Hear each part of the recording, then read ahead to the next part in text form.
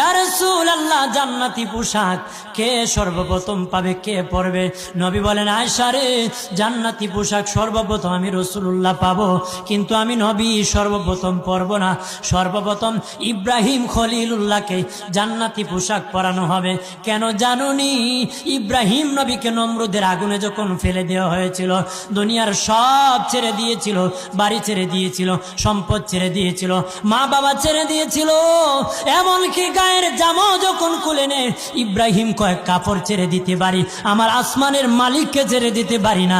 ওই দিন আল্লাহ ইব্রাহিমের সাথে অঙ্গীকার করেছিল, ইব্রাহিম আজকে তোমাকে সকলের সামনে উলঙ্গ করে লজ্জায় ফেলে দিয়েছি ইব্রাহিম, তারপরে তুমি আমাকে ছাড়ো নাই। আমি কিয়ামতের দিন সকলের সামনে মুসলমান, বেঈমান, কাফের, নাস্তিক যারা তোমাকে উলঙ্গ করেছিল, তাদের সামনে আমি আল্লাহ আনুষ্ঠানিকভাবে তোমাকে কাপড় পরায়া দিব।